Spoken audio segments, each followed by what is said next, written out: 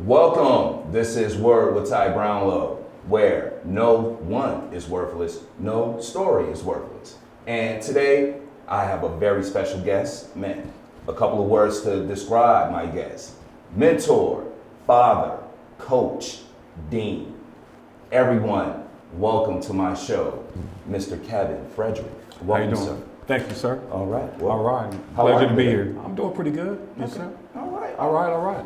Well, man, we're about to get right into it. Welcome to the show. Thank you, brother. All right. Mr. Fredrick, where are you from?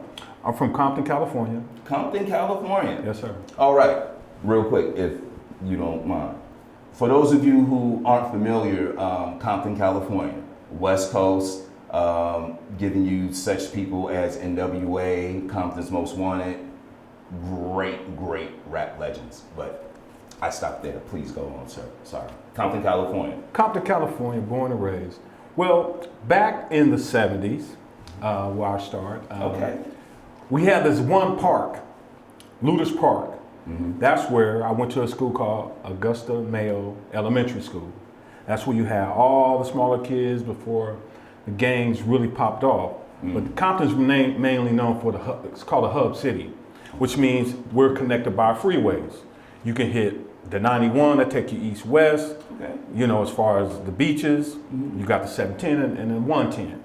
But Compton is a city where all our families and my grandparents and elderlies moved from the south, migrated that way, where everyone had nice homes and nice working family homes back then, and parents were there. Okay, in the so homes, let me yes. stop. Your parents were part of the Great Migration? My grandparents. Your grandparents? So, right. So my mom and father, you know, they were from Watts, Okay. and they met there. And you know, my grandparents, of course, were from Louisiana. My father and mom, their parents were from Louisiana, Shreveport, Minden, Giblin.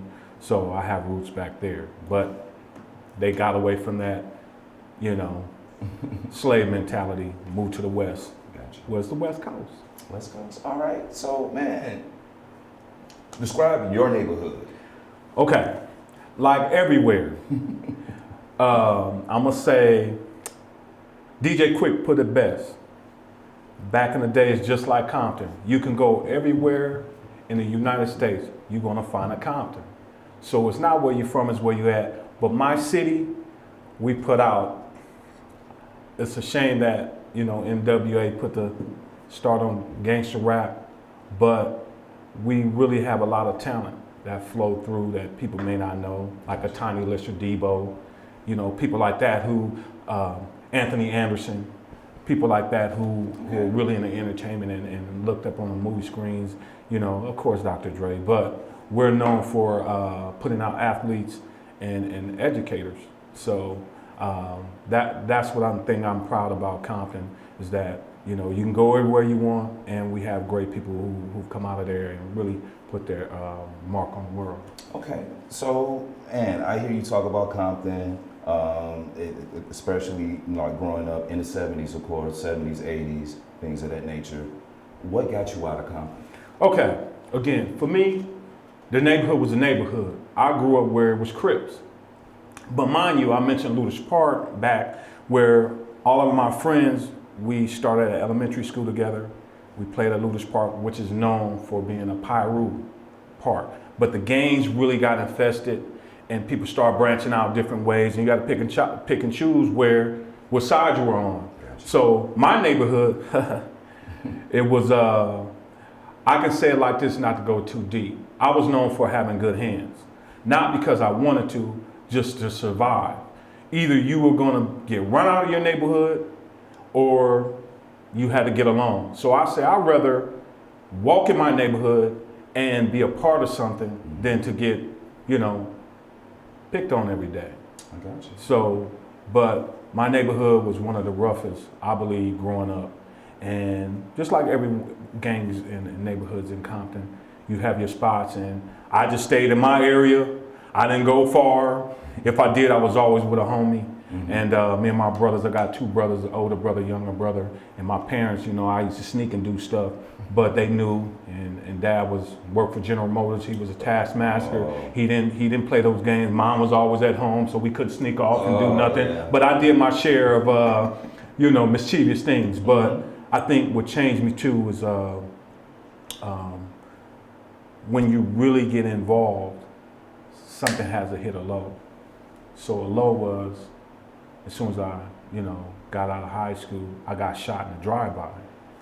And I died twice, and... Wait a minute, I'm sorry. Can you go a little bit into dying twice, like how? Okay.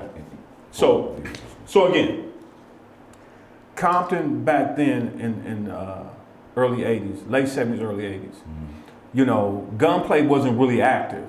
People was fighting. You might have a guy who will go to the house, get his dad gun. But most of the times, you get a fair one. You got an issue with this person on this side, you meet up, everybody handle their business, and it was over with. People hugged, and it was over. Okay. But now the gunplay started happening, and then the dope came through. The crack epidemic came through, and it was ways, people started making money, and, people started getting laid down. But it was more like, it were a lot of things that were going on with this drug stuff to where people were making shots from the jails, like go kill this certain neighborhood because they did something, or whatever. I got caught up being at the wrong place at the right place, meaning I was in front of my house when it happened. And we were just hanging out, chilling, about to hit the Shaw. I was waiting on two of my cousins. They were from the west side of Compton, and just never made it back in the house. And the sad part was my mom had brain cancer. So I was kind of like, me, my mom, my older brother was in the service, and my dad, he worked for General Motors, and he was in Oklahoma. So anyway, to make a long story short, with that part was, when I got shot, I was in a room. It was a hospital called St. Francis Hospital. Gotcha. And I saw this lady come in, and she was shot in the head, but she was pregnant, and they saved her baby. But at that point, I heard my family in the waiting room, and I heard everybody crying and screaming. So apparently I found out that they said I wasn't gonna make it.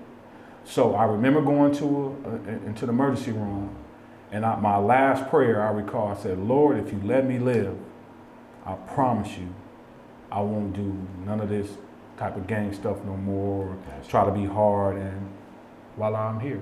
Yeah. Amen to that, seriously. Yeah. I mean, that's a very gripping tale. But, so you get through all of that. Where do you go from there?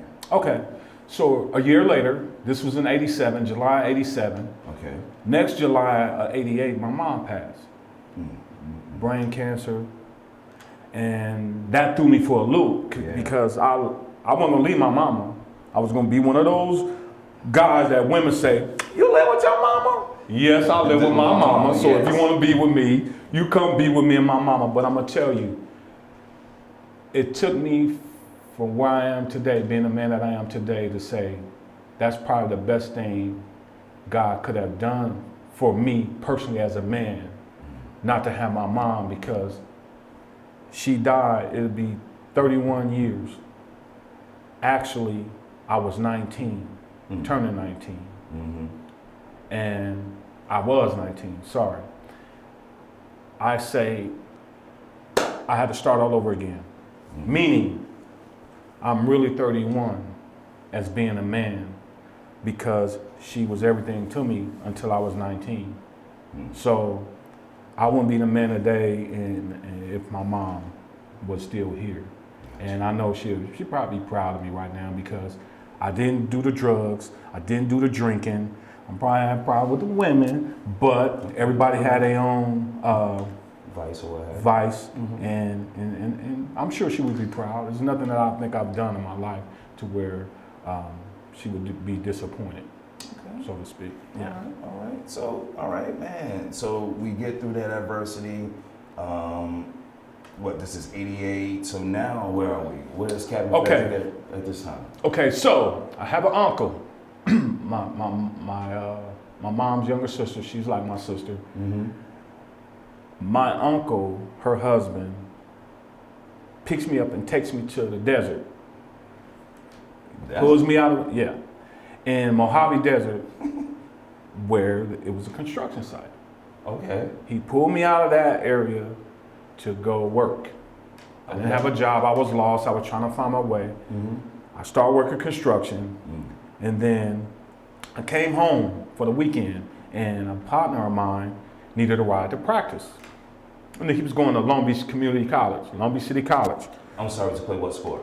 Football. Football. Okay. So I had played sports since '86. So now we're looking at, I'm gonna jump to 90 because I was working construction and I'm gonna fast forward. So I drop him off, wait for me, and I made him pay me $25. Back then that was a lot of money because on my time, homie. So anyway, I'm in the stands and I see this tall black coach.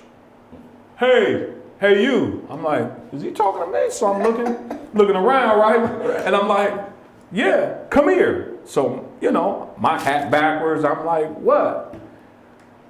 I heard you play football. I said, I used to. Right. You're on the team.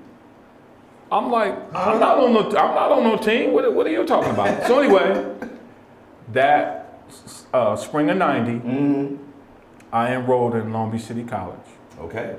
And being at Long Beach City saved my life. Wasn't going to college. I was an average dude. I did average things. Gotcha. But Long Beach City College, to this day, I give my life to that. I earned an associate's degree. I could have did better in school. I ended up getting a scholarship to a school called Tennessee Martin.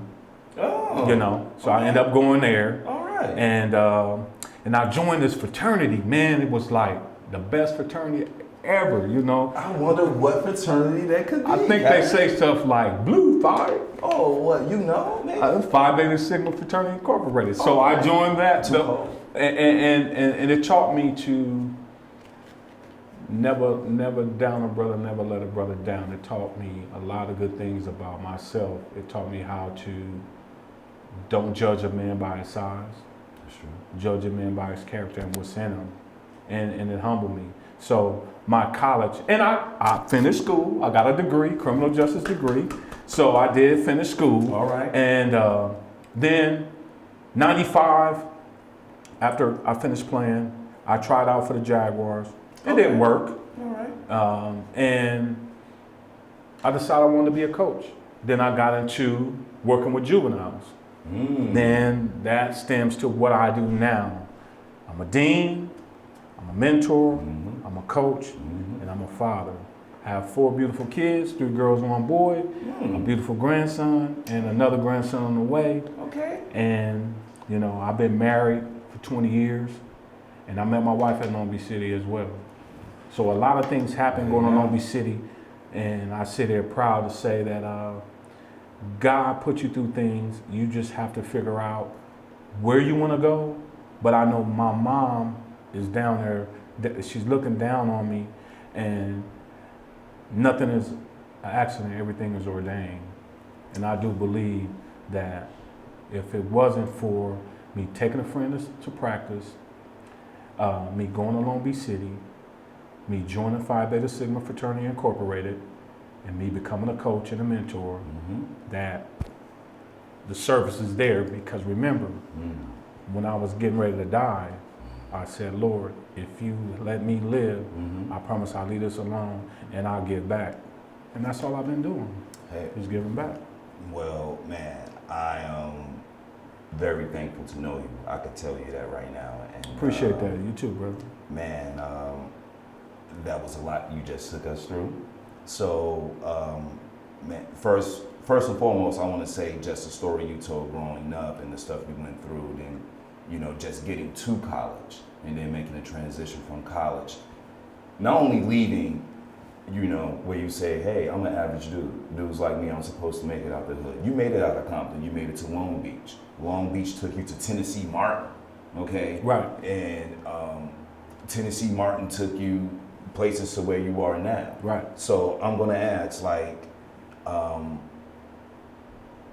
in your mind, what do you feel was your at most adverse time and how did growing up, everything that you've gone through, how did that help you through, or has it helped you through?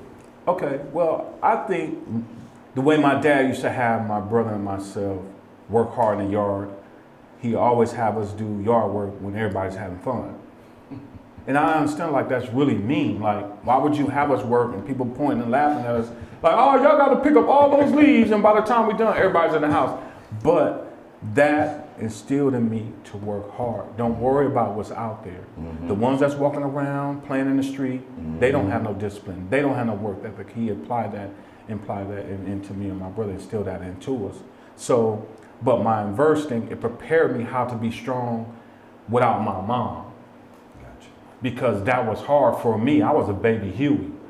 But now, anything that goes my way, I'm a pillar for those who need an ear, someone to lean on.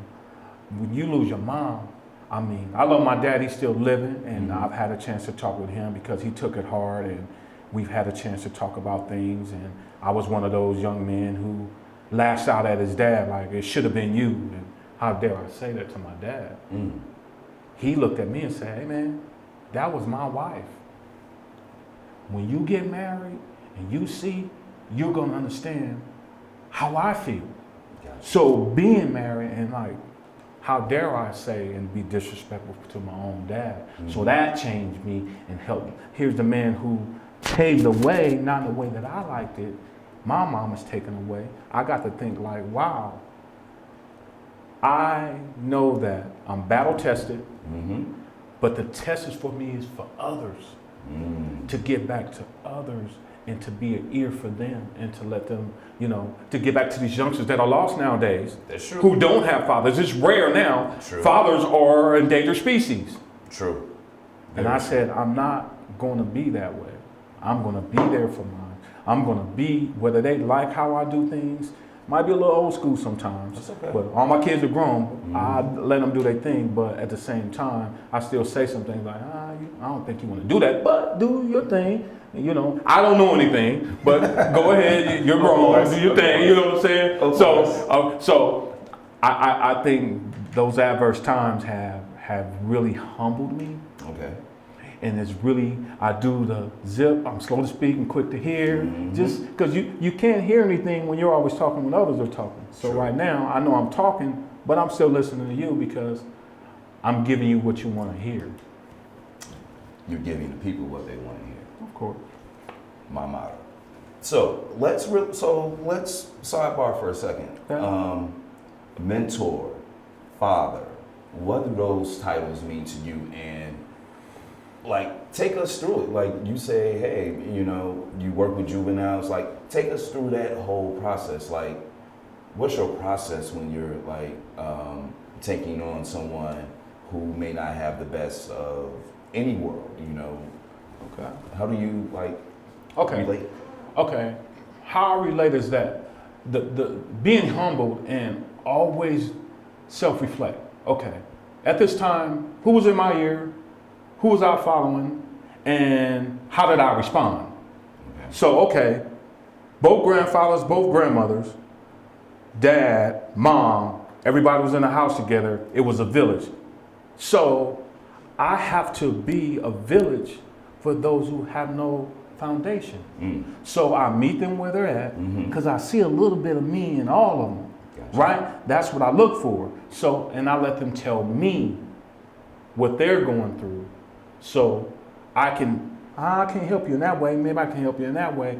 But I think just being there and really listening is the key. Just listening to the kids. And I enjoy it because it keeps me young. You know what I'm saying? It keeps me active. And that's what I said I was going to do.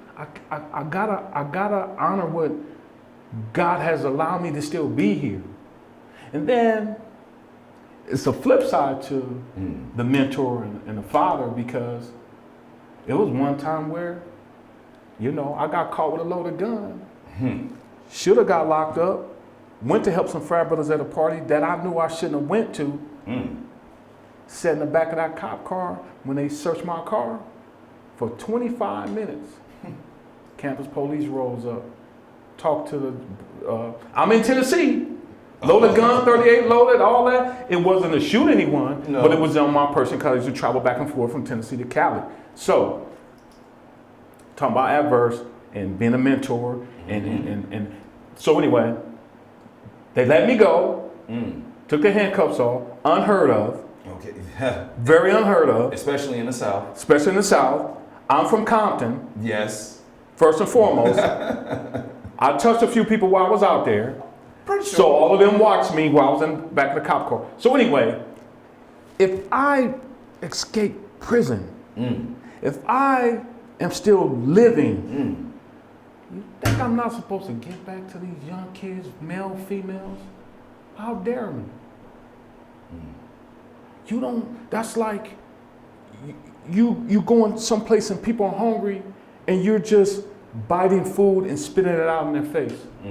Disrespect. Throwing it in the trash with locks on it and you know they're hungry. You can't do that. I got so much to give. And I not give back? No, man. I'm gonna do this to the end. And I love what I do because I'm no better than them. I'm no better and I'm gonna give back. And that's just where I am. And I'm the mentor and the father. And my kids tell you, my dad is funny, but if my dad get quiet, everybody better clear the room. Okay. Not that I shut down, I won't hear nothing from you. I told you, don't come crying to me when I done told you. And just to give, because I have to get that peace and, and think. Because I was a reactionary person. Nowadays, okay, I'm listening. You tell me, I don't know anything. Because I used to think I knew it all.